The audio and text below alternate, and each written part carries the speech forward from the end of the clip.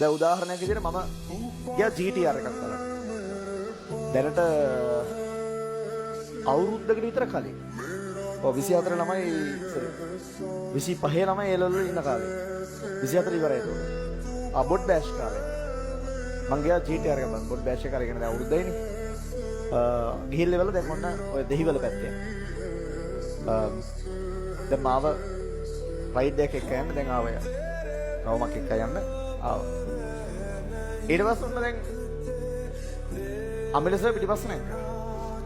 අමිලස පිටිපස්ස පොඩි baby seat එකක් තියෙනවා. අමිලස පිටිපස්ස මම ඉස්සරහා දාලා එක්කන බලන්නේ. බේබි සීට් එක මස්ටැන් එකේ තියෙන පොඩි එක.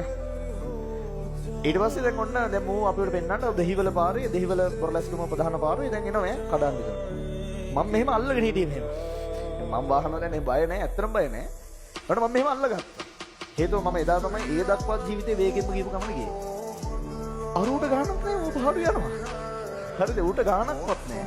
ඌ ගාන යනවා. දැන් මම ටික වෙලාවක් ගියරපස් මම කිව්වා පොඩක් හිමින් යන් අයියේ මේ බලන්න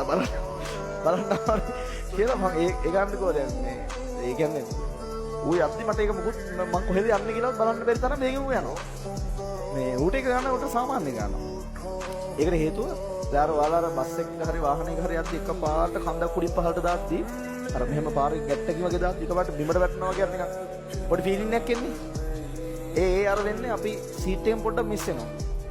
දාර මං කිව්වා මම නෝර්ලි අර චොපර් එකේ ගිහපු වෙලාවේ මේ එයා හුව මේ අපේ ගිහපු කට්ටියකින් අපි බයයිද කියලා.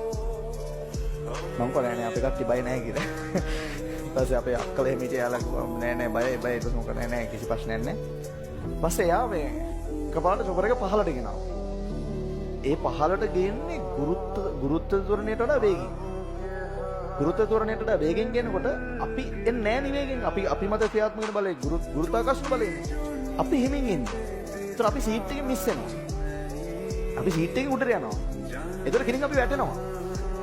අර බස් එක වෙන්නේ ඒක. එකපාරට කියලා ගැට්ටකින් දාද්දි අපි වැටෙනවා.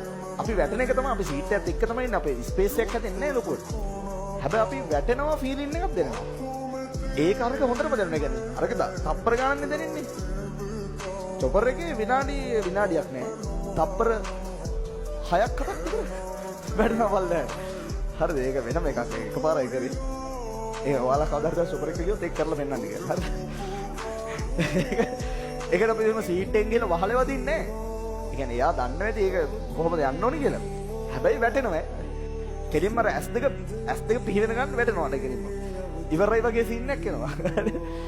ඊට පස්සේ ආයෙ නතර වෙනවා. එතකොට හරි හරි පපුව නතර වෙනවා. අර බස් එකේ පොඩ පපුවට වගේ දැනෙනවා. GTR එකේ ගියපු දවසේ ඒ ගානට දැනෙනවා. ඒ කියන්නේ පිකප් එකේ එහෙම දැනෙනවා. මොකද අපි කවදාවත් ජීවන ස්තුවරණේ කියන්නේ. එතකොට කෙලින්ම අපි ගිහිල්ලා මෙහෙම සීට් එකේ මෙහෙම වෙලා තමයි ඉන්නේ. හරිද? ඒ කියන්නේ අපි කියවත ක්‍රියාත්මක වෙන බලය අපි තේරෙම සීට් එකේ ගිහිල්ලා නතරලා ඉන්නේ.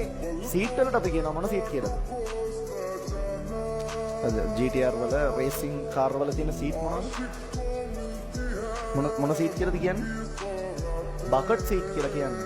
ඒකට හේතුව අපි මෙහෙම ඇඟේ හිර කරගන්න විදිහ තමයි සීට් එක හදලා තියෙන්නේ. හේතුව ඒ තොරණේට පස්සට තල්ලු වෙනවා. දැන් ඊට පස්සේ මම මස්ටැන් එකක් බලන්න ගියා. හරිද? මස්ටැන් එක ගන්න කලින් ගත්ත දවසේ බලන්න ගිහලා දැන් ඔන්න මම එදත් ඔය මේ අර සුදු පාට මස්ටැන් එක. එදත් අමලිසයි තමයි ගියේ.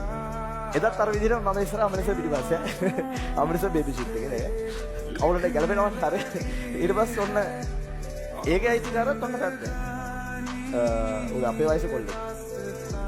එදත් අර ෆීලින් එකම තමයි. ඒ ගානුගේ ඒ කට්ටියට ෂේප් ගානක් නෑ. ඒක නේ යන වෙනද පදින ගාන. හරිද? අපිට දැනෙනවා ඒක. මොකද අපි සාමාන්‍ය වාහනයක යනවා වගේ දෙගුණයක පිකප් එකක් කියනකොට අපිට ඒක දැනෙනවා ඩක්කා. මේ ඒකෙදි හොඳට තේරෙනවා අපි මෙහෙම පිටිපස්සට තල්ලු වෙනවා. දැන් මමත් මස්ටැන් එකේ ගෙනාවට පස්සේ දැන් මට බලගයි පළවෙනි ගෙදර ගෙනාව පළවෙනි දවසේ ඔයාලගේ වයස පන්තියේ කියන්නේ විදහස් පදින්න.